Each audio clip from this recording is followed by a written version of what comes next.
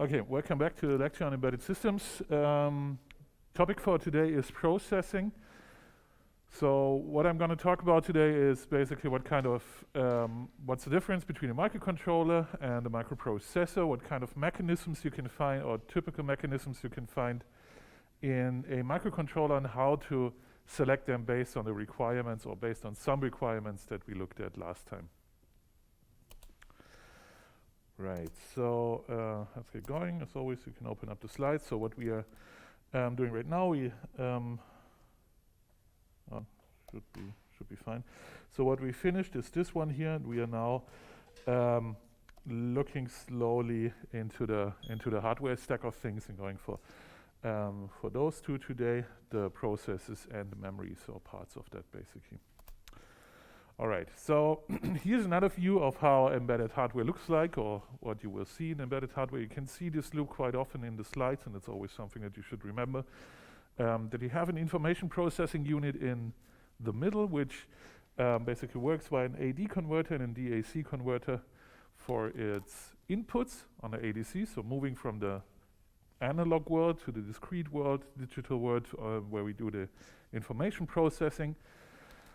Senses the environment and whatever you want to modify, and then have a display or anything or any other DA converter, so back from the digital to the analog world, to actually make a change in the real world via the actuators. So we always have this loop here of going from an information processing unit that modifies the environment via an actuator, the physical environment, and sees if this has worked via the sensors. Or you can also start at the sensors and say, okay, you sense the environment, and based on the actual values or whatever is happening in the real world, you do something with the actuators of your system. That's kind of this loop that we always have. And what we are looking at today is this part here, or well, we can't cover all of it, but basically we look at the basics of how to do information processing with different integrated circuits. That's the idea for today. And what we typically have in such an environment is similar to what you have when you're using a laptop. You have a difference between the kind of processing that you have. We can have a microprocessor, which is what you usually have in your laptop or integrated in your smartphone. That's basically one integrated circuit where the goal is to maximize the performance that can be achieved on a certain area with a limited amount of energy. Usually it's just for a microprocessor, it's just the CPU, just the processing unit that's attached to additional memory via or through a bus system, and also to the actuators. In contrast to this, for an embedded, or when we typically talk about embedded systems, you usually think about a microcontroller, which is sometimes also called a system on a chip, and that dates back to the 70s, where this first microcontroller was invented for actual pocket calculators. And these system on chips don't only contain a CPU, but actually additional components that you can use, like memory or timers and ADC and DAC converters, I/O interfaces, accelerators, and all kinds of funky stuff, depending on what kind of application this microcontroller is targeted for. So you will see a different feature set for microcontrollers that are targeted for automotive applications. For a typical example is that you also have a CAN controller or CAN bus controller in those things, and they are manufactured in a way that allows you to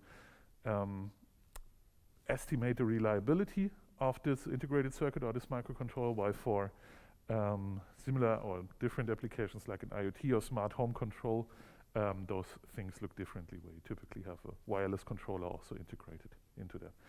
And that's the difference between this processor and this microcontroller. It's basically a controller is a processor with additional units integrated into the circuit itself. The target is also not to be super fast in the computation that they support. Usually if you need a super fast computation, you use an accelerator additionally to it, like a digital signal processing unit that's integrated and similar. So usually they are optimized to be cheap and energy efficient, in contrast to super fast and spend as much as you can. And that's also how you can select them for most typical control applications. Right, so as I said, those microcontrollers are usually optimized for a specific application that you might find, and that's also why you usually have a lot more microcontrollers around than you find microcontrollers. Right. One example, sorry. I have a few examples throughout the lecture. This is one who has heard of that one or used this one. All right. What did you use it for? Maybe you? Sorry? For a smart home application, yeah. Yeah, I think that's one of the main things there. The expressive one, or the ESP 32, or its predecessor, the ESP 8266, I think. These were the first chips that actually included a Wi-Fi controller on the chip in a very cheap way. So usually you can get those modules around 5 to 6 euros if they're integrated. The chip alone is around 2 to 3. And that was the first time actually something like this was released to makers. Before that, you always had to go to Broadcom or larger manufacturers to get such kind of chip. So as I said, they're usually quite cheap, quite powerful, 160 megahertz, a dual core included in there. Not that much RAM actually, 320 kilobytes, that's not very much. And a lots of I/O, but they have this Bluetooth and Wi-Fi interface integrated already on the chip. So these can be actually used quite well. Another examples are what Infineon offers. They have a lot of automotive chips to be used, and here's the line that they are using. For this one, they are called the XMC. That's more or less what you find in a typical microcontroller, what you would think of as a microcontroller. You can get dev kits for them as well.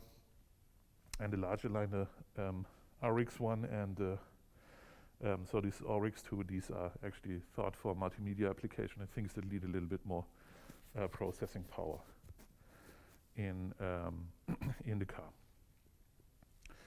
Right. You can also see here this one is called Tri-Core, and this one is an ARM Cortex one. That's referring to the instruction set architecture that is supported in here. And the Tri-Core is something special from Infineon. That's they have their own ecosystem based on that one, which they want to change. So the thing is for this Infineon kind of things, if you go for an automotive application, as I said, you usually have different reliability and safety requirements, and that's what Infineon, for example, supports. So they are based on standards. For example, this is the automotive safety standard, which also requires, or which also has certain requirements to the kind of chips that you can use, or basically chip manufacturers can support you in fulfilling those safety standards. And as said, you have a lot of different options when you implement or when you try to choose those Infineon chips, and there's also, of course, additional IP available. So IP in the sense of different components that you can use as well. All right.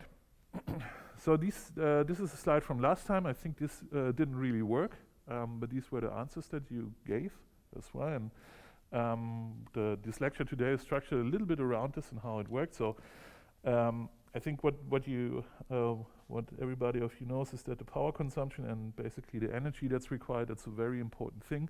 We won't look a lot at the cost factor because that's something that we don't have that much influence on.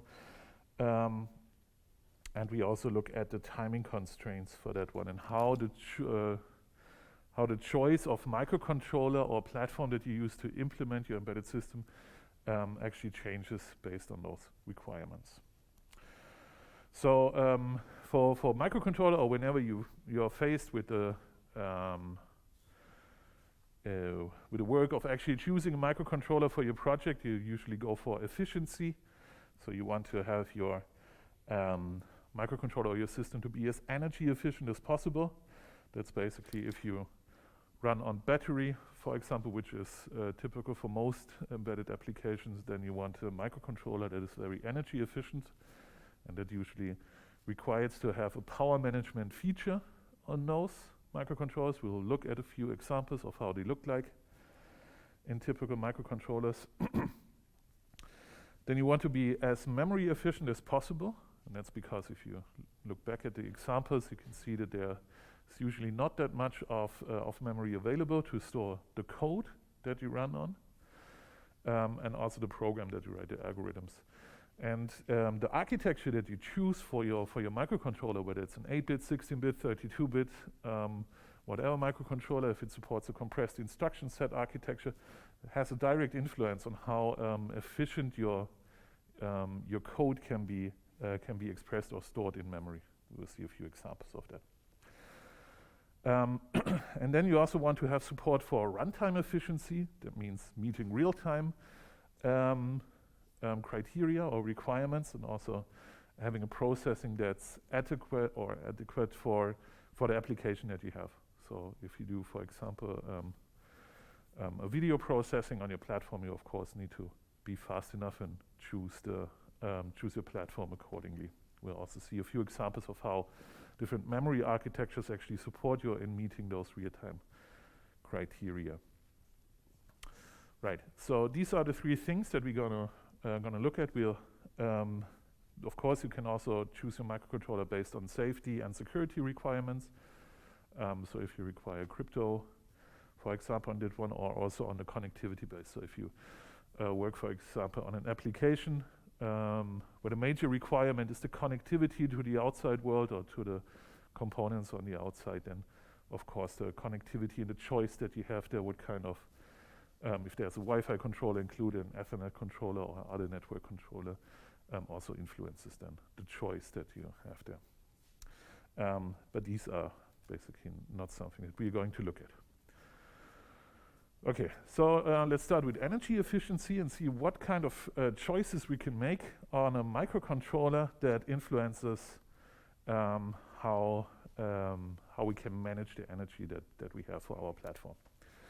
And this basically means looking at dynamic power management.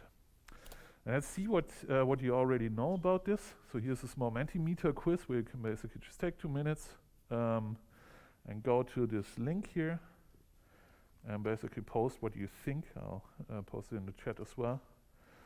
And just post what you think influences the power requirement or the energy consumption of a digital circuit.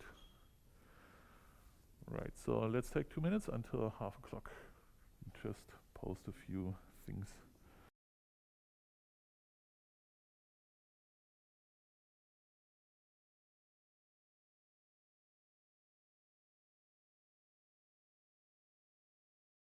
All right. Cool, so one thing that seems to come out is that voltage is very important, and that's true. That's something that we will see in a second. I think that's related to the dynamic power management and using CMOS and using low power transistors, because using low power transistors actually is required for scaling the voltage. So that's definitely something. So a dynamic scaling of the voltage of the integrated circuit, that helps. And we will see this in a second, how this is supported. And it's also something that you have in your laptop, smartphones, and any processing units nowadays. Similar to optimized hardware. There's also this one here, which I'd like to highlight, this turning off whatever components are unused, which is also related to clock gating, and the clock with different frequencies, which is again related to the voltage. These fit together. But this clock gating and turning off the components, that's basically one of the major things that you can do, which you can also implement by the software. But which of course requires that the microcontroller that you've chosen allows you to turn off certain parts of the components that you don't require. So basically, if you have a microcontroller that has an ADC unit that you can't turn off, you always have to power it, or always have to power the amplifier inside there, which takes a lot of power. So this is something that needs to be supported, so switching of the components. And there's also a lot of other things. Let me check one. So the clock frequency scaling, that's something that we had, and so forth. But yeah, very good. Quite a lot of answers, and we'll see. That's basically what you can extract from this, or the three major components. that you can get on a transistor level, or basically on a gate level, are those. Basically, you want to do a frequency scaling, so you want to run slower if possible at certain amount of time to save energy. There's also the voltage scaling, so you want to supply or lower the supply voltage, which has a direct influence on the power consumption. So we've seen this on the last slide. I'm going to repeat it in a second. And the other major thing is to do clock gating, which is one way to turn off an integrated circuit. And the idea here is that if you look at a transistor, then there are two ways to actually consume power. One is the switching activity. So basically, if you switch the state of a flip-flop, that consumes power. And there's also a static consumption. It's basically when you just hold, want to hold the current state that is stored in your flip-flops or in your memory things, in your memory units. So this clock gating allows you then to basically turn off any switching frequency and by this reduce the power consumption and only hold the state. So you only power the flip-flops then to hold their state, and then when you need to use them or need to switch the bits that are stored in there, only then you turn on the clock again. That's called clock gating. Right. Again, to save the energy, you can apply Pareto's principle. So to get 80% of the consequences from 20% of the causes. In this case, it means that, and as one of you posted on the slides, is to, if you want to do low power consumption, the first thing to do is to sleep as much as possible. So to turn off all the processing that is not required at a certain amount of time. And if your microcontroller supports this, or you need certain hardware to be able to make this possible, the idea is to execute as little instructions as possible at a certain amount of time. And that means that you, for example, can't have a constant loop that just checks, okay, was this something happening on my sensors? Do I need to do something on my actuators? But you actually need to do this with so-called interrupts, so that your processor sleeps most of the time and only wakes up if one of the attached components actually tells your microprocessor, hey, listen, there's something to do that you need to work on. Then you wake up and start to do the processing. There are further, let's say, hardware components and mechanisms that allow you to save energy, that allows you to, instead of using your microcontroller or the processor in your microcontroller, to do those tasks in a component outside of the microcontroller. It's optimized for this particular task and does it very efficiently. One example of this one is the DMA unit, the direct memory access unit, and that allows you to shift memory from one component to another component in your system. So if you have a setup like this, where you have your microcontroller or your CPU that is attached to a bus line, and you have a block of memory that is attached. Sometimes that's included in a microcontroller, sometimes not, but they are basically most of the time on the same memory bus. And then you have a sensor that's also attached directly or more or less directly on the memory bus. What you can then do is, if you have an additional DMA unit, instead of using the microcontroller and using an instruction to transfer a byte from the sensor into the memory, you can tell the DMA unit to say, okay, please transfer 20 or, I don't know, a block of memory from the sensor into a specific part of the memory. And once this has finished, you wake up the microcontroller again to actually do then the processing on this kind of stuff. So this whole transfer of memory from this sensor component into memory, that's offloaded to the DMA unit. And that, for example, allows you to save this kind of energy, because that's usually more efficient to do it this way. So that's one thing. So you want to do as little instruction as possible, and the more hardware you have that supports you in this for doing specific tasks, the better, the more you can sleep, so to say. So one example would be the audio playback, where you offload the actual implementation of modifying the waveform that's outputted on your DAC module or on a certain pin that then generates the thing can be either done via the CPU and by directly switching the GPIO or the DAC unit for a certain amount of time, or you have a module that actually does this for you, integrated into the system, which does this very power efficiently. And if you want to read up on this one or want to see more on the stuff here, here's a good link that allows you to go for this low power consumptions. And as I said, how do you do this? The first thing is to use a lot of interrupts. Basically, you don't busy loop the CPU, but you try to go for hardware or for a microprocessor that supports sleeping as much as possible, which usually requires additional components. And writing your software interrupt-based instead of busy loop-based or timer-based. There are also accelerators for specific tasks, as I said, the DMA unit or a codec for audio processing or DSP for certain digital signal processing things. And you also want to minimize memory usage. This last point about the memory usage, this is something that we'll see later in the lecture. But that's how you basically go for it. Now, if you can put your microcontroller to sleep, this basically means, or what you should see is that your microprocessor needs to support different operation modes. So one is, and here's an example, it's a little bit dated, the strong ARM architecture from Intel, which was a 32-bit RISC-type microcontroller.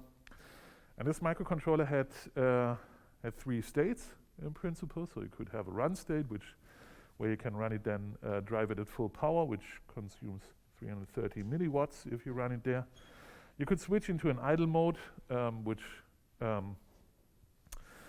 scaled down the frequency and the voltage the microcontroller is run on. It's then slower, but also requires less energy, basically for busy looping or doing smaller tasks.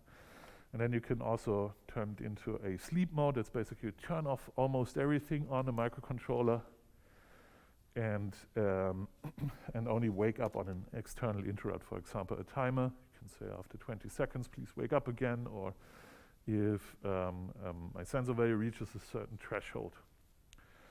You could move from the sleep mode into a run mode. And all of those modes, they require a little bit of time, or time where the CPU can't do anything, which you then need to balance basically. And this balancing and finding a schedule of when to switch into this, into which processing mode, that's actually quite tricky to do right. So you can't do it in an optimal way if you don't know all the requirements. Or well, let's put it like this, only in a very specific case about your application where you know all the deadlines and the execution speeds of your tasks, only then you can actually calculate an optimal schedule to minimize, to completely make sure that you have the minimum amount of energy that can or is required for this application. For anything else, you need to start estimating, and that's quite a problem. There are other examples, the MSP 430. Some of you might see this throughout your study. There's a lab course on this one at the university. Based on this one, this is one of the original low-power microcontrollers.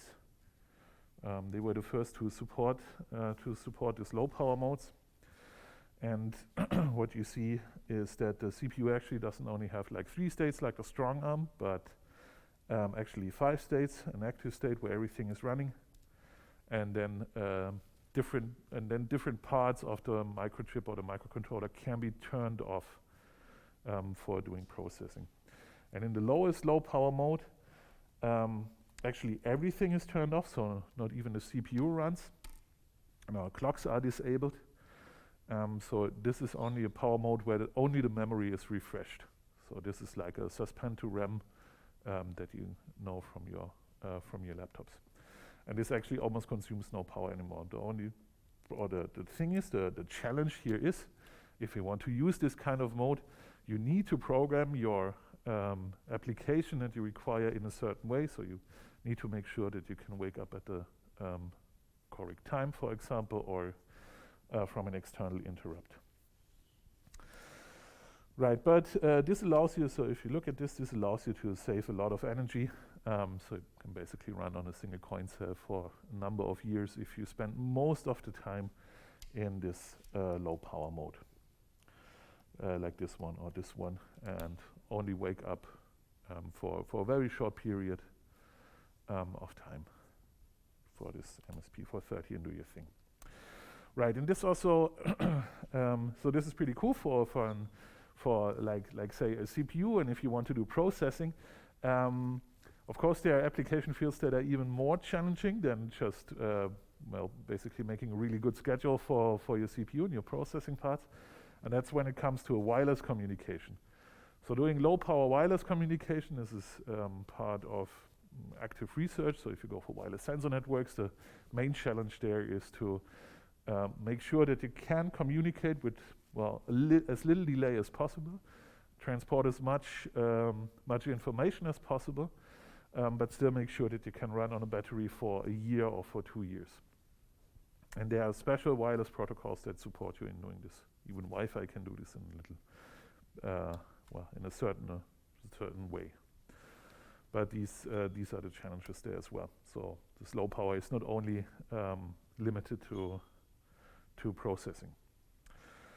All right, so sleep as much as possible and use the low power mode. So if you choose your microcontroller and you want to go low power, you need to make sure that your microcontroller actually supports those low power modes. Not all of them do this all the time. There are more that come to this, but basically if you run on a limited energy budget, you need to make sure that your microcontroller supports those low power modes. And these low power modes, they are of course based on this dynamic voltage and frequency scaling. And if you want to do this frequency and voltage scaling, you need to understand like the basics of what you work with. So who knows what this is? Okay, what is it? Yeah, exactly. It's the first transistor that was created. It's actually an animated GIF which doesn't work, but here you can read up on this one. So this is a nice short representation of how the first transistor was built in 1953. Right, and these equations, that's something that you've seen already.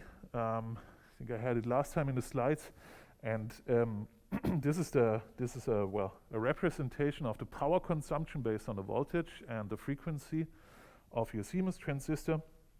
And you see that the power consumption of, or what you should read out of this is that the power consumption of your transistor is basically as a quadratic influence on the power consumption. So the higher the voltage of your transistor or the circuit that you use for your transistors, the higher the power consumption. It goes up quadratically. But at the same time, the delay or the switch, the supported switching frequency of your transistors, the speed of the circuit that you can do, is also dependent on the voltage, and but in a different way. So if you increase the voltage to your transistors, you can reach higher speeds, and this depends linearly on this one. So what you need to find is a trade-off between the supplied voltage, which decreases your power consumption, and the switching speed that you still require for your application or the processing speed. So either add more transistors to do more things in parallel, or you increase the voltage to actually support this. So you usually end up. So this looks like there's a cut in those lines, but basically this doesn't depend on each other. You just have to choose. Okay, this is my processing speed where I can still reach the deadlines for my application, and then you try to lower the frequency and the voltage as much as possible. And there are examples of this, and now you are faced with, so now if you can do this, then the thing that we had before, by switching off the processor and finding a schedule for that, where you basically need to wake up on interrupts or any external events, that's one thing that needs to be supported. Another thing now is, or the challenge here, if you have a processor with a frequency, where you can scale the frequency and a voltage, you now need to figure out a schedule of in which states you need to run your processor. That's sometimes called a power-aware scheduling. And here's a small example for that. So let's imagine we had some kind of processor that you can scale, based on those three values. So you can either run it at 5, 4, or 2.5 volts, which then also does not allow you to run it as fast. So at 5 volts you can run 50 megahertz, and you require more energy per cycle. That's something that you can then calculate, and the cycle time. Now you're tasked with a thing that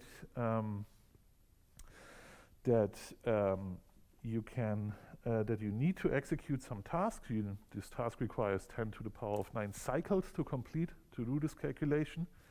That's actually one thing that makes this example very easy, because usually it's very hard to just count the cycles that you require for a certain amount of task. That usually depends on the input as well. And you need to complete this within 25 seconds. Now the idea is, how do you choose the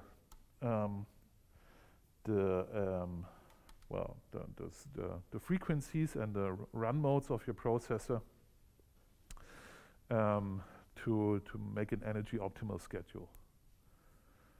The first example that we see here, we can just run it at super speed as fast as we can, and then the total energy that we consume is 40 joules.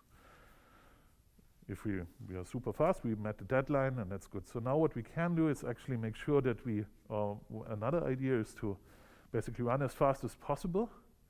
And once we know that at the slowest speed of our processor, we can still complete the task, we switch to the lower speed. So this is also the other way around. You run as slow as possible, and once you see, okay, I can't meet the deadline, if I continue with this speed, I switch to a faster operating mode.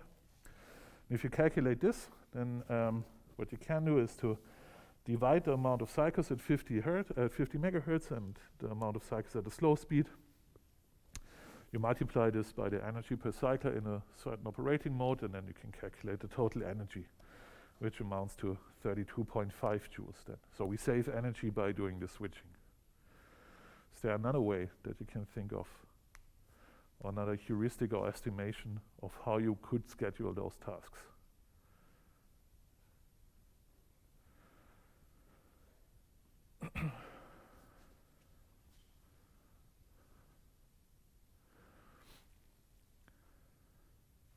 Not, we can switch one slide further.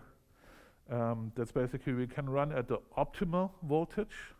That still allows us to go for the deadline. So let's say if we didn't have a processor that only allows certain voltage and frequency scales, so we don't have those limited, but we can scale it as much as we want. So we could also go for 5.2.2 volts and then run at 422 megahertz or something. Then we can find an energy optimal schedule. So we don't need to switch anymore. And this would actually allow us to get the best energy, or the optimal way of actually consuming energy, if this is possible. In this case, it would be, if we run at 40 megahertz, we are just completing at exactly 25 seconds, which then allows us to complete the task in the deadline with only 25 joules. So the point here is, if you can find a schedule that's as close as possible to the optimal operating voltage and frequency, then you usually are quite fine with finding an energy limited schedule. But this problem is, as I said, or what this is a nice example basically to show you this. But in the real world, you usually don't. You may know this deadline. This is usually something that's given. You also know this one, or you can roughly estimate the energy that you require per cycle, and you have those dates. But this one, this is really tough to estimate. So whatever program you have to actually have a program where you know exactly the amount of cycles that you require for a certain amount of task, or where you know that you can have the processor exclusively for this amount of time, not have to do something else in the meantime. This is usually super hard, and that makes this one a really tough challenge. But yeah, so this and because this is a really tough challenge, there's a lot of research about this. So if the keyword to search for. So is power-aware scheduling. So if you go for Google Scholar and type in those keywords, you will find a lot of different works of where people actually try to implement different heuristics or estimates to build such a scheduler. This really depends on the application. What really is a good estimation? There's no single solution that's super good. If you have an operating system running on your embedded system, it usually has this kind of power-aware scheduler, or at least allows you to measure or profile your application to do this. So if you go for a free RTOS, or if you run a Linux system, then you have those power-aware schedules where you try to minimize the power consumption by switching the processing speed of your CPU.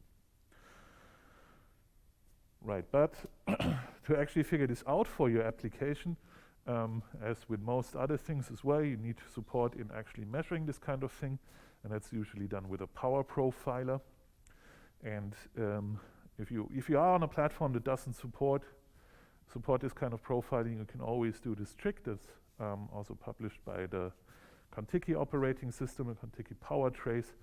And the trick is very simple. I mean, how would you count it, or how would you make this if you don't have anything? What you can do is to instrument your programs that you do, that you write, by basically counting cycles in between certain states. So you add an instruction like a debugging instruction where you say, okay, now I'm in this kind of power state. For example, in this example that you see here, it's turning on the radio transceiver. And as long as it turns on, I just count the time. I set a timer up to this, and then I also trace when it is turned off, and anything in between gives you then a count of how much energy has been consumed around this time. This can work for radios. This can also work, of course, for your CPU in certain states. So whenever you switch states on your CPU, you add those traces. So that's the simplest way to do it. Just instrument the software. You can also go for hardware support. This is an example of a Nordic power profiling tool. So that's basically a measurement device that you add on the supply voltage of your embedded system, and then measure what kind of power is consumed. What you see additionally here is this one here, this logic port. Anybody has an idea why this might be required, or why you find a logic port on this power profiler?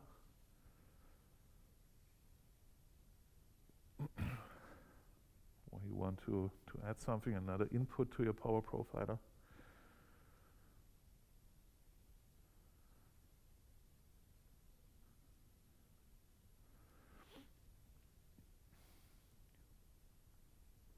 Yeah, no idea.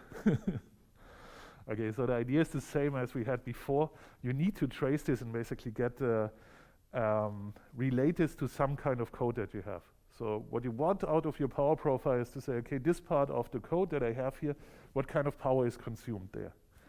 And this can be done either by instrumenting it with code and then transporting this to the outside and say, okay, from this time to this time, this part of the code was active, or you use those logic values, attach it to your microcontroller as well, and then you just say, okay, when I'm entering this part of the code, I raise this logic line. So it's this is a tracing capability for doing this power profiling. That's additionally used by that. What you then end up with is something like this. So you see what kind of you see an overall power profile. So how much is consumed at a certain part that you mark with those logic ports, or with instrumenting your code, for example. This one version of my software requires that much power on the radio transceiver. This other version that I have requires that much power, or this certain part of code runs very often, or it has a busy loop and requires then the, 90% of the power, and is then a candidate for optimization. That's what you get out here of such power profiles, and which allow you then to optimize your program further. Right. So that's one example of those energy consumptions based on the hardware, what you have, like different components that you can use, and by going into low power modes. So that's one way. The next thing that we are going to look at is how instructions influence your energy consumption. But we take a short break until 9 o'clock, and then we continue with this one. Okay.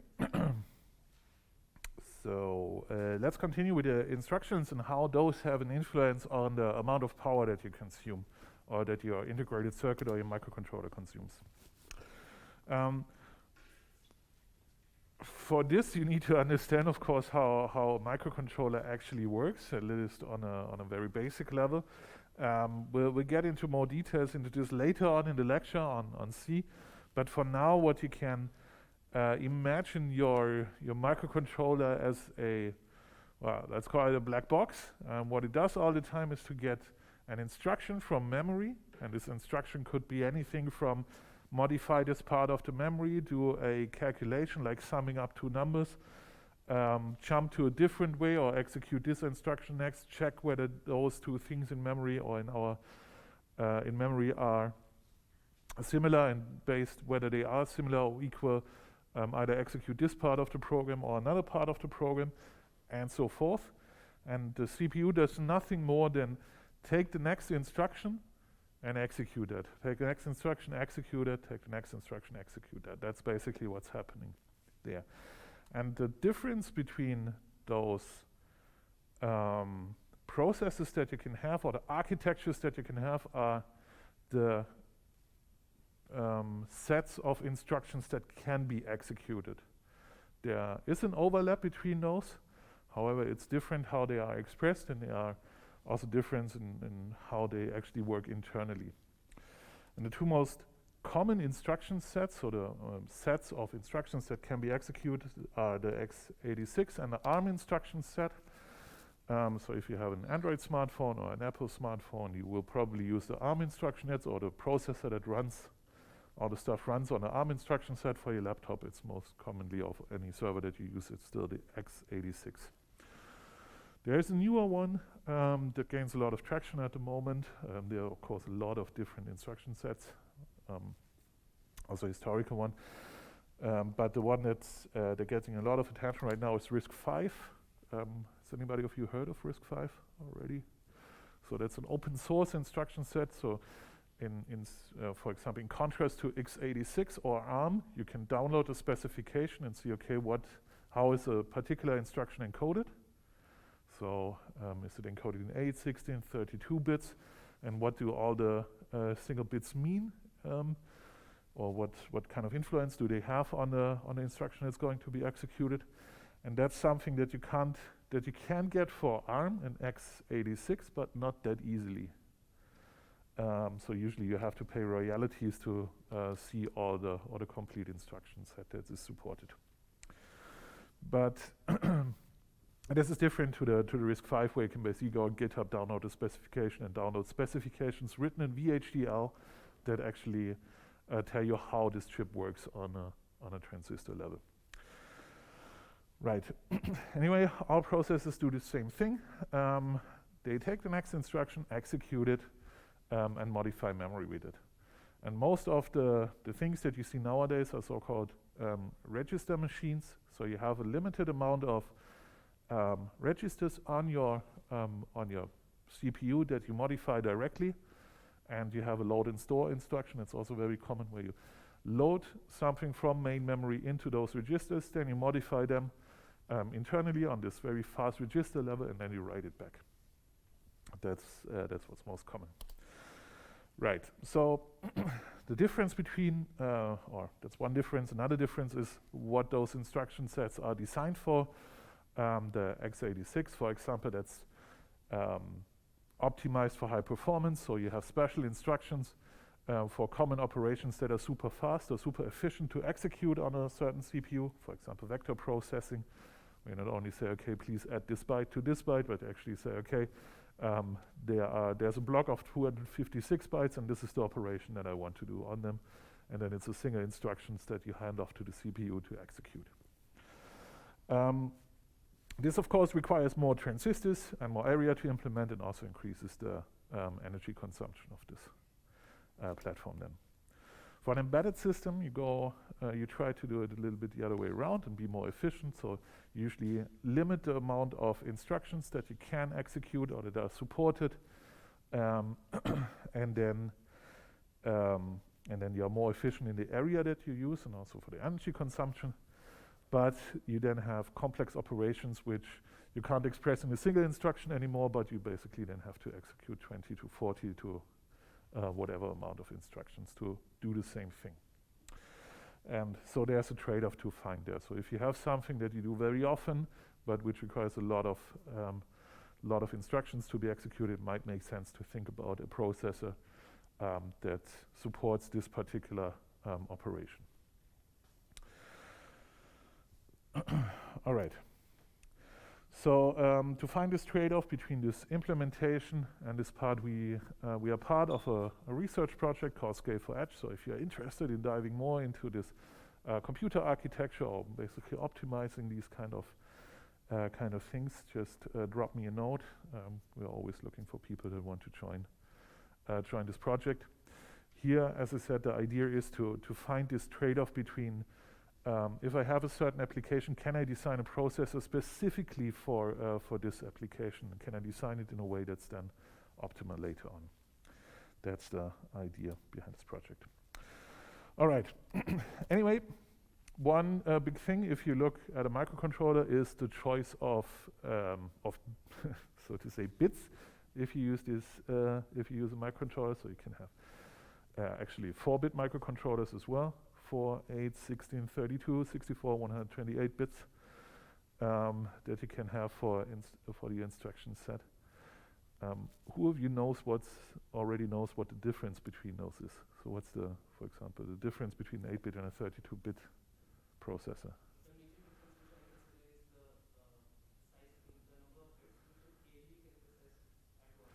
Yeah, so the ALU operand size, yeah, that's true. So if you have an 8-bit microcontroller, then you can only sum or calculate the sum of 8-bit numbers. Yes, that's correct. Any other differences? Yeah. The memory size. Yeah. Mm-hmm. So the amount of memory that you can address. Yeah, so true. So let's imagine we had this load instruction or had a load instruction. So what you want to express, or I call it LD, what you need to express is basically a target where you want to load, where you want to have something from memory put into a register. So we need to have a register number that we need to encode in our 8 bits. And we need to have a memory address where we get, where we want to have this from. And this, if you only have, and now if you say, okay, we can only have this 8-bit, then one thing is that we need to address is to store this one into 8 bits. So actually this number also gives you the size of the instructions that you can encode. So you need to encode everything in 8-bit, and that limits then the amount of memory that you can address, for example. But it also has an influence on the memory bus. So if you have your CPU or your central processing unit, then inside of the CPU there's a register bank, so register 0, 1, and so forth, that you can address. And this is all connected to the memory via a memory bus, and the size of this memory bus, the amount of memory that you can transport in a single clock cycle, that's limited by this 8, 16, 32 bits. So it has two things. It's the memory bus size that you can control, and also the instruction size that you can encode with this. That's the difference between those. Any other difference that you can think of? Exactly. This also limits the amount of different instructions that you can have. To how much? If I have an 8-bit controller? 2 to the power of 8. Yeah, that's the simple thing. Can you imagine a way to increase this, even if you only have instructions of the size 2 to the power of 8? Yeah, yeah, it's true. You could have you could encode it in a way that requires 2 bytes actually but then you always need 2 cycles to actually get the next instruction, which would be possible. I'm not sure whether this has been done in some kind of processor, but it's conceivable. Let's say, put it like this. Of course, then if you encode all of your instructions in those 16 bits and then run it on an 8-bit machine, you'll basically halve your the processing speed that you have, because you always need 2 clock cycles to get the next instruction. But the other way around is often done. So if you have a 32-bit one processor that always reads 4 bytes to complete an instruction, and you don't need this large amount of immediates, also immediate as constants in your operations, then you can encode it into 2 16-bit instructions in 1 clock cycle, which increases your performance, which is often done, which we'll see in a second. So what this refers to on this 8 to 180 this bits, this is the unit size of your memory access. So this tells you how large the memory bus is, so what you can read in 1 clock cycle, how many bits you can read in 1 clock cycle, which has then a direct influence on the size of the instruction, of your instructions that you can have. So you encode this in 8, 16, or 32 bits, which has an influence on the amount of instructions that you can execute, the amount of memory that you can address at one point in time, or with 1 clock cycle. And it also tells you how large the size of the registers inside of your CPU, and with this also the amount of the size of ALU operations that you can operate on. So whether you operate on 32-bit numbers, or if you can operate on 64 or 8-bit numbers. But of course, you can always work with larger ones. So if you want to do 32-bit calculations on a 16-bit machine, it basically just means that you need 2 clock cycles or 3 clock cycles to actually complete this operation. While for a 32-bit processor, you can do this in 1 clock cycle. So this really refers to the so-called word size of your CPU, which then influences most of the operations done there.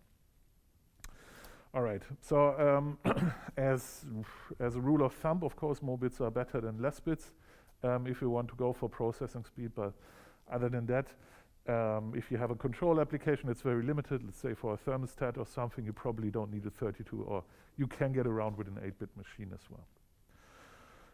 But it's one way to think about this. The other way, or the other thing is then if you go for a larger word size, let's say 64 or 32-bit, you can always get more efficient when it comes to expressing your code. Of course, if you run, for example, a 64-bit machine, and all your instructions are now encoded in 8 bytes, then of course the program, when compared to an 8-bit machine, is a lot larger in total amount of memory, right? Because each instruction now needs 64 bits instead of 1 byte to be encoded. And one way to counter this or remove this limitation is so-called compressed instruction set, and that's the idea that I just told you, is to encode, to have an optional flag inside of your 32-bit instruction set where you say, okay, this is a compressed instruction, or there are now 2 instructions encoded in this single 32-bit instruction. And for ARM, this is called, or the ARM extensions to do this is called ARM thumb. That's where you basically encode then the 62-bit instruction inside one 32-bit instruction set. You can achieve this by different modifications on the instructions. For example, you don't address, or you are not able to address all the registers anymore, or you are just able to address memory that's close to either the page that you have activated at the moment or the current place in your program that you are executing. So you add certain limitations to your instructions, but this way your encoding of your instructions gets shorter. And you might think, well, what kind of influence does this have? And it actually has quite a large influence, or can have a large influence on this one. So what you do is to add an additional decoder unit in your CPU. So you spend a few transistors to actually do this dynamic decompression. So what you do is when you get a 16-bit instruction, you decompress it, so to say, virtually to a 32-bit instruction, and change the processing inside of your CPU accordingly, encode a little bit less. But this allows you to reduce these are rule of thumb numbers, but around 70%, or you can reduce up to 70% of your original program, and actually achieve more performance with this compress and this additional decoding when compared to expressing this only in 32 bits. Any idea how this performance increase can be actually added, or where this is coming from? So basically add another processing block. So my naive assumption, for example, would be that this actually leads to slower programs, but more code efficient ones, but it actually also increases the performance. So I think your idea is correct, and what you can, where this could be coming from, this additional performance, is that if you only have 32 bits, you run exactly at the clock frequency, right? You read one instruction, you execute one instruction. Sometimes there are also instructions that take multiple clock cycles, so it's not like one instruction and the next one, but it could take a little bit longer. And here, what you save by this 1816-bit is one memory access. So if you read an instruction, you need to, oh yeah, sorry? Oh, okay, all right, so the thing is, if you run on a 32-bit instructions, you always need one memory access to read the next instruction. And this blocks the access to the memory. So while reading the next instruction, you can't access this memory bus is blocked for actually reading this instruction. And for 8 and 16 bits, you free up the memory bus for a certain amount of time, right? Because you have one clock cycle, one memory access, but you read two instructions. So if one instruction says, or one of those instructions is a memory access, it doesn't need to wait until the next instruction has been read. So this frees up the memory bus a little bit based on this one, and that's one reason why you can increase the performance of your CPU. Yep.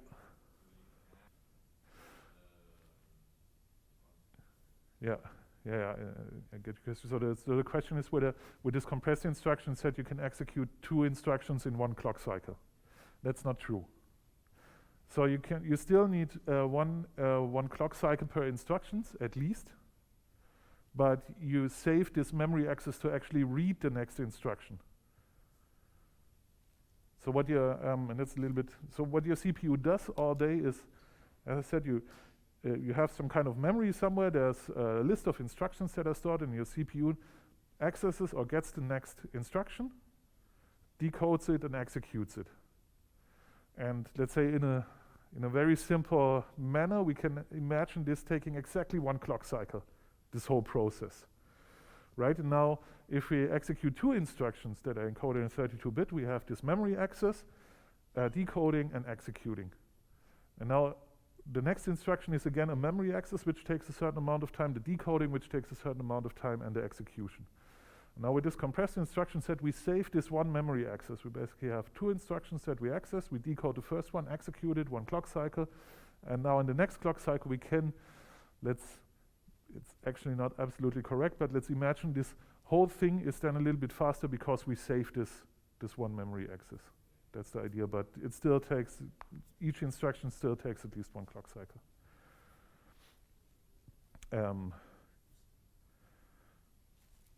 To understand why this is exactly how how it is, what you can listen to is the computer architecture lecture, because there you get an explanation basically how to build such a CPU. Basically, we go from an ALU there, or Professor Bire goes for building an ALU and then adding all those components in VHDL and Verilog to until you finally reach a whole CPU in RISC-V.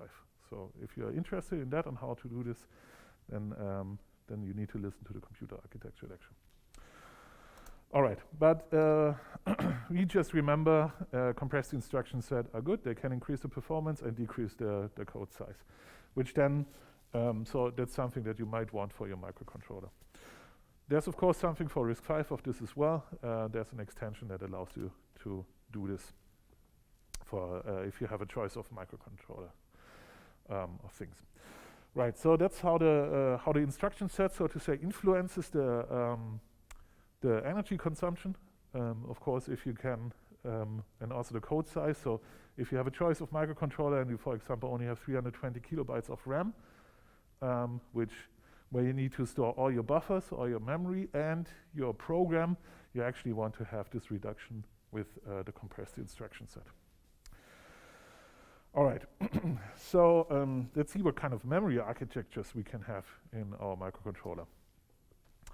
And this memory block, of course, what you do, or what your CPU does all day, is actually just modify this memory. And this memory is then connected to your actuators and your sensors, so this is where all the stuff happens. And for memory, the most important criteria is, of course, there again the efficiency, which you can split up into multiple things. First of all, it needs to be fast, so the faster your memory. Or let's say if you have a super fast CPU, it doesn't help you if your memory is super slow, because that's what you operate on. And usually your CPU nowadays is a lot faster than the memory that you can have. Again, for embedded systems, it's super important to have this predictable timing, and we'll see in a second how the memory architectures that we can have has an influence on this one, and you also want to have this as energy efficient as possible. And of course, depending on the application, you want to decide whether you have volatile, so memory that you need to power all the time so that the memory cells can be refreshed for storing the bits, or persistent memory where you can remove all the power, or basically if your battery fails, you still have all the things stored. And as I said, nowadays usually your processing speed or your CPU performance is a lot faster than what you can, than what kind of memory you can have. And this is the so-called memory wall problem. So if you want to read up on this one and where this is coming from, then here's a nice link to this, and the keyword for this is the memory wall problem, which refers to this one, the growth of CPU performance, which was doubling every year, while your RAM performance was only slightly increasing per year. That's the issue that we face. Performance-wise, energy-wise, a rule of thumb is the larger your memory, the more power you consume. And that's because you usually have a quadratic growth in your memory size. And if you go down to for microsystem testing and check out how those DRAM cells are built, you will then know that you need to refresh them every few seconds or every few nanoseconds, so that they can keep their storage. So in a way, it's like a small capacitors that you charge all the time to store whether there's a 0 or 1 currently stored in a particular memory cell. And this is, of course, the more memory cells you have, the more energy you need to consume to refresh this all the time. So smaller memory actually means less power consumption. And if you look at certain numbers and how this is influencing the thing, the overall thing, you can find a few measurements or estimates and publications out of this. And what you see here is that actually if you have this, which I found very interesting, is that if you have a single core processor without a cache, then almost 70% of your energy that your system consumes is spent on refreshing this main memory. So it's not the CPU or the processing that requires a lot of energy, but it's actually the memory that's caused here. And here again, the processing of this one only is roughly 30%. Everything else is power consumption by memory. So smaller memory also means less power consumption. That's the takeaway here. You can also look at this for smartphones. This is actually from the Android team, where they did a power profile for certain applications. And again, here you can see that it's a little bit different for this one. So if you do web browsing, so more processing intensive applications, you can see that roughly 60% is spent on the CPU, while around 40% is actually the energy consumption by the memory in this case. Right, but it's still a large, also for video recording, it's still a large amount that's actually spent on memory. So this means that you, when choosing a microcontroller, you need to check out what kind of memory architecture it has, to actually make it optimal for your application. And one way that you have now, if it's not a very simple microcontroller where you only have main memory and your CPU, you usually have additional hierarchies inside of this memory architecture. And this is based on the principle of locality. And the idea here is, or the idea behind this is, if you look at a typical program, then your memory access is not completely random. So this random access memory, the random part, that's, if you have a program, it's a little bit more structured. Usually, if your program does something useful, not just random access all over the place. There are two ways to go for this. There's a temporal locality. Assumption is that if you access a certain part of memory at a certain amount of time, then the probability is high that you access more memory near the current one. This is called then the temporal locality, so that you reuse a certain point of memory, and also a spatial locality, that you reuse memory right next to the one that you currently used. Right, and we can use this. Here are two examples. So if you think about your memory as, it's not the best way to think about the memory, but usually it looks something like this, like a big block with single memory cells, which are then basically enumerated. So you have memory address 0 here, then 1, 2, 3, 4. This is memory cell 5, 6, 7, 8, 9, and so forth. So each byte actually has an address then, a G address. And for this first example, you see that if you calculate the sum, you might store this in those 4 memory cells if you are on a 32-bit machine. And now you start to access somewhere in the memory, so you re-access this one. You always write this one while you read maybe this one, then this one, then this one, then this one, then this one in each clock cycle. So you have this temporal locality, which is the sum. You reuse this part of the memory, and you have a spatial locality of this array access. And it's the same for this sum, for this array sum. That's, by the way, a typical example. If you go for cache optimal programming, then you will see the difference, whether you interchange those two for loops or not. The idea here is, if you look closely into this, you always access, if you go for this line, you always access this in a block, right? So this one here, this 4j until n, this actually always accesses one block of memory. And depending on how you put those indices here, you either go for the let's say a j plus I, so you either go for let's say okay, this n might be 5, so you either access it line-wise, so on a horizontal line with this one, or if you interchange the those indices and say okay, a plus j, or first I and then j, then you access it in vertical lines throughout this throughout your memory. And this actually changes and by changing this one, you can have a large performance influence on your CPU or the architecture that you program on. And that's because this simple thinking of your memory as one big block of memory that you just access is basically not always there. That's only for, as I said, for simple microcontrollers that only have a memory directly attached to their CPU. But you usually have a hierarchy in between your memories.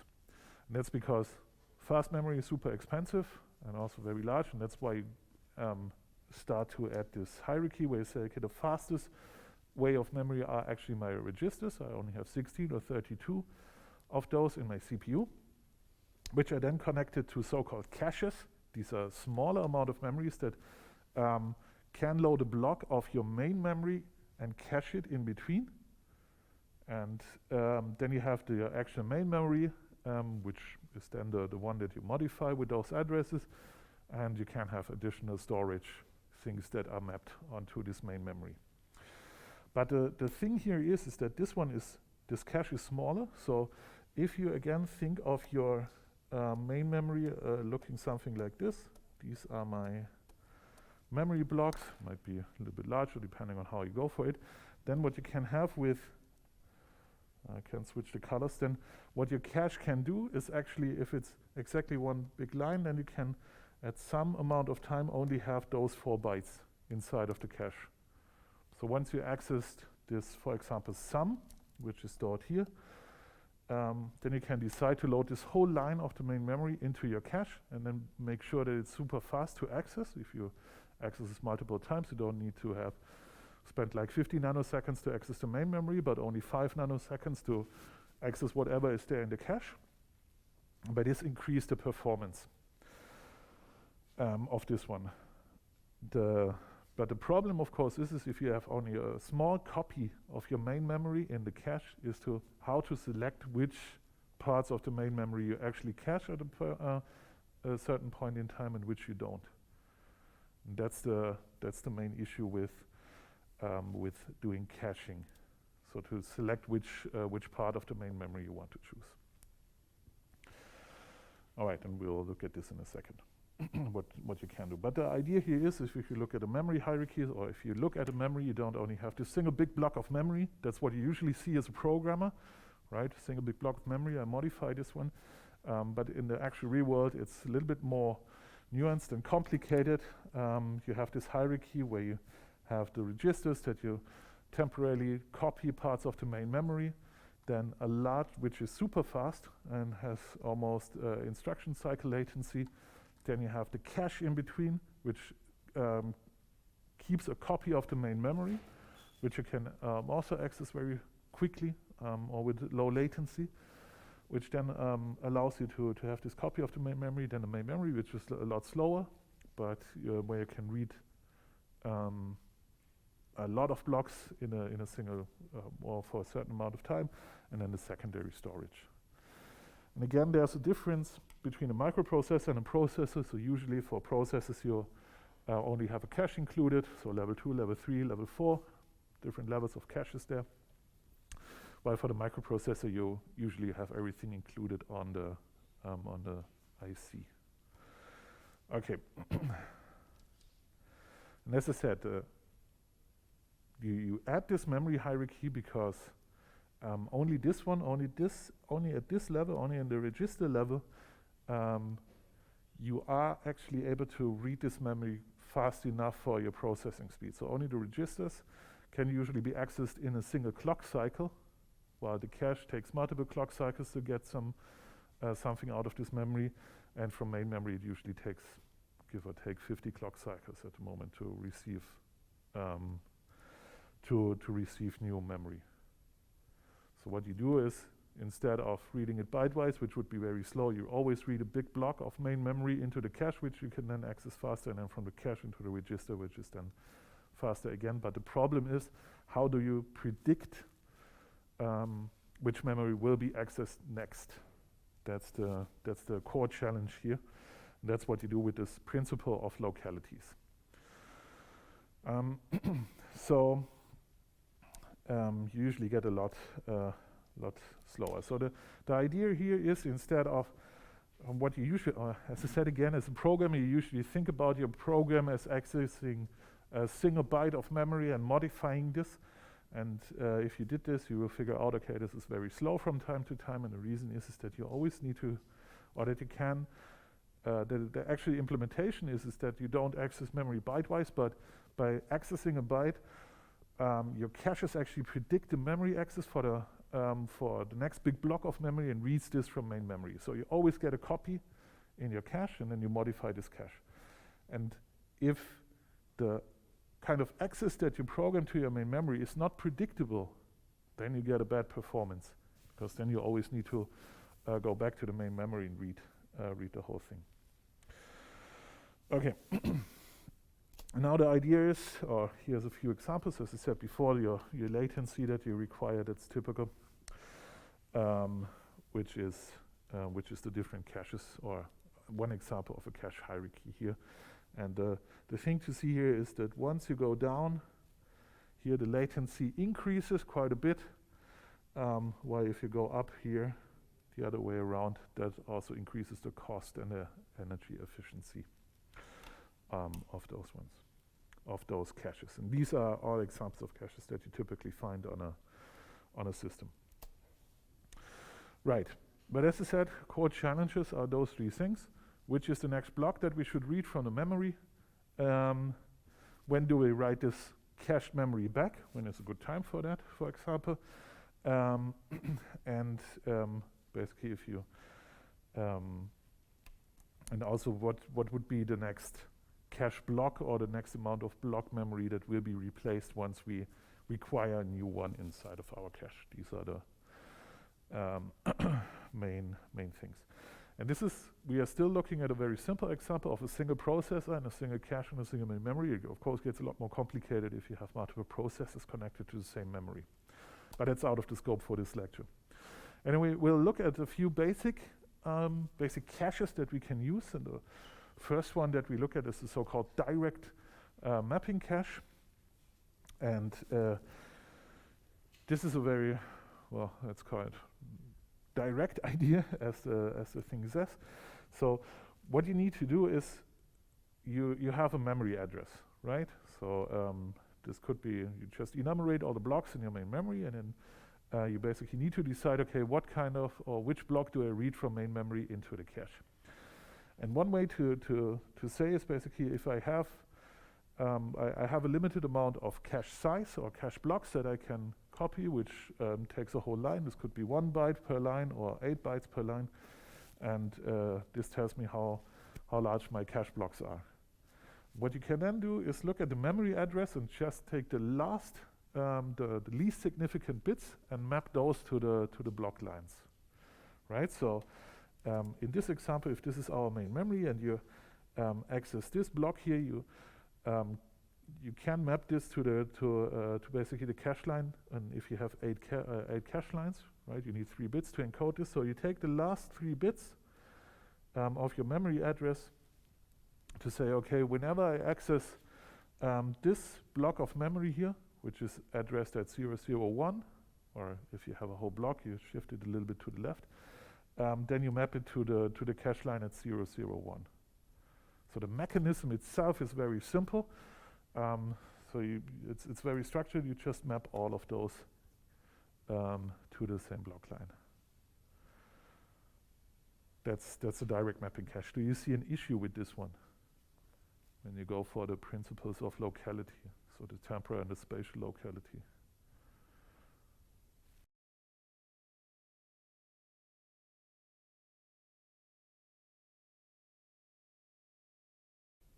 I mean, we can certainly support temporal locality, right? So if we access the same amount of block of memory, for example, for calculating the sum, and if the sum is mapped here, so if we store our sum variable here in this one, it will definitely be in the cache if you write again to it. And then we start getting our first operand here, load this into the cache, then we get the next operand here, next operand here, next operand here, until we end up here. And now it will get inefficient, right? Because this is where the sum is stored. So this is a copy of sum. And now we want to load this one.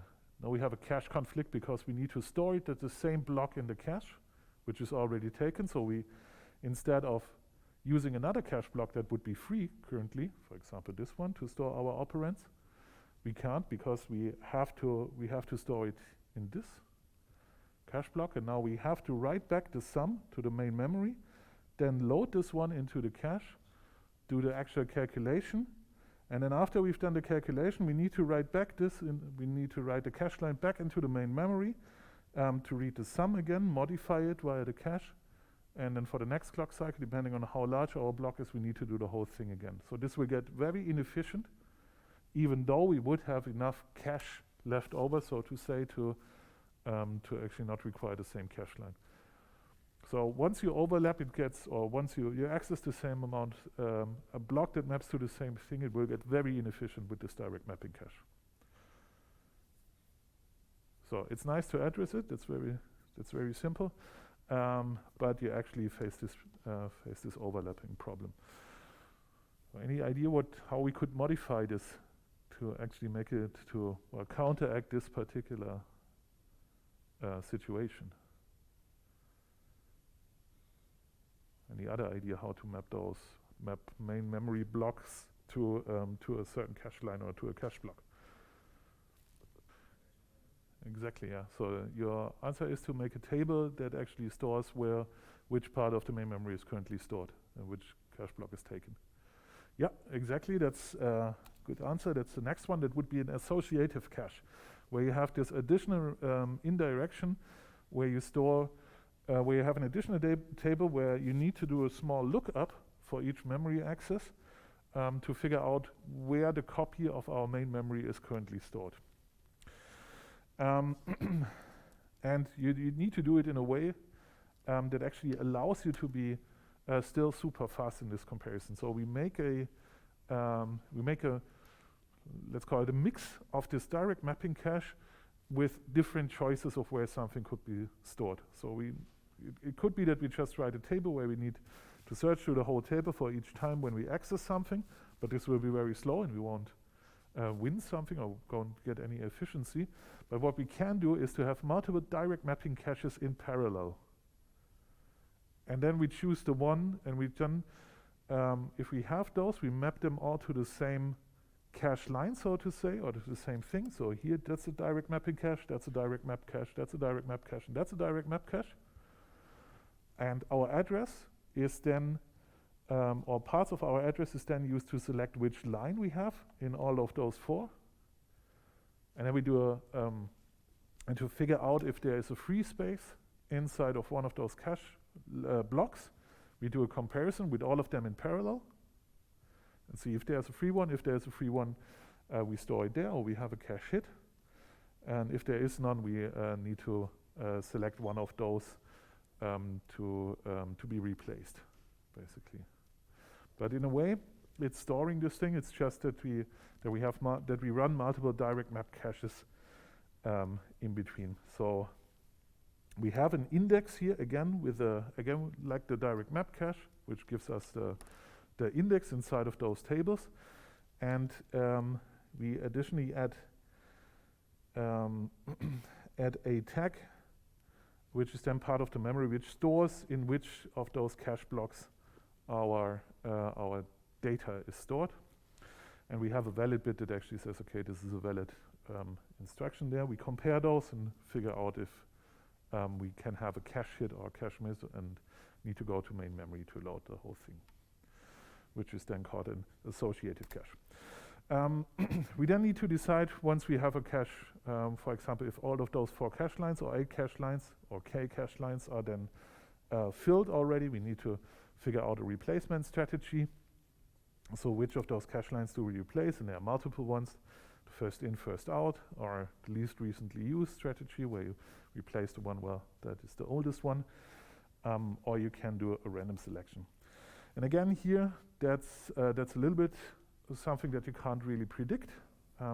The best one, depending on your algorithm or the application that you have, depends exactly on the memory access pattern. So there's a little bit of testing involved.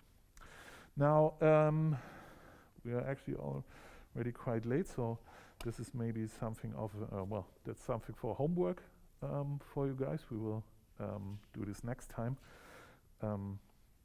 But what you can figure out is this one here. It looks a little bit weird, to be honest, but this allows you to play around with different types of caches here. So for example, we can have a direct mapping cache, which you can then configure and simulate here. So for example, I haven't talked about the write policies. You can just ignore those for now. But what you create here, what you can configure, is the amount of main memory that you have, the cache size that you have, and the offset bits. And once you do this, you can submit this, and it creates this virtual cache line for you in this amount of memory. So what you see here, we have 2 offset bits, which says, okay, the last 2 bits of our address, these are actually the indices to our cache lines. So we have 4 cache lines in total then, with different indexes. Then if you look at the instruction breakdown, we get a tag and the index. The tag is the validity of our cache. The index then gives us which cache line we are using and the offset inside of this memory block. So this offset is actually how large our cache line is. Is it a single byte? Is it multiple bytes? 4, 8, and other bytes. What you see then is here a memory block view of your main memory. And you can then have different instructions here. So we can randomly generate a few instructions here, and you can either decide to use a load or store instruction. And what you find in this list is the actual memory addresses that are accessed, right? So this means load A3, then 7FF to 85, and so forth. What you can then do is submit. This will load the next instruction into the CPU register, and then you can push next, which basically gives you an idea of how the memory will be accessed. So the index will be calculated. It will encode the address here that you find here in bits, map it to the cache table, and does the memory access for you, which tells you whether this is a cache or miss. So this one is a miss. So if we go for the next one, well, we have to push submit first. So you always add this address here, and you see, okay, now the next instruction will be mapped to the exactly same cache line, right? If you decode this one, we see that it's valid what's written there, and then we check out the tag, so whether we are actually at the same cache block of the main memory or not. In this case, we are not, and that's why we get another miss and will replace whatever is written in this cache table. And here you already see an example of the inefficiency of this direct mapping cache, where you basically could have used a different cache line as well to store this one. And this is how you can simulate those caches. And that was a thing. You can always have a fully associative cache. Again, you can configure it, submit it, see it the same way, generate random instructions, and play around with this. So here we have the idea of comparing everything, where we compare all the tags that we have with a cache line, see if it's already in the cache, whether there is something. If not, we just fill it up the other way around, and so forth. So the idea is, what you can do is to play around a little bit with different memory access patterns, see how all those caches react, and then we'll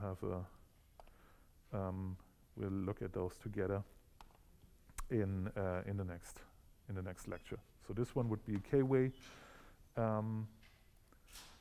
cache that you see here. That's what I've talked about before. If you have multiple direct mapping caches that are then mapped on the same thing. So a mixture of this fully associative cache and a direct mapping cache. So play around with the simulator. I hope it gives you new thoughts about how memory is accessed in current CPU architectures, and then we'll continue with more selections next time. All right, see you then, and thanks for the attention.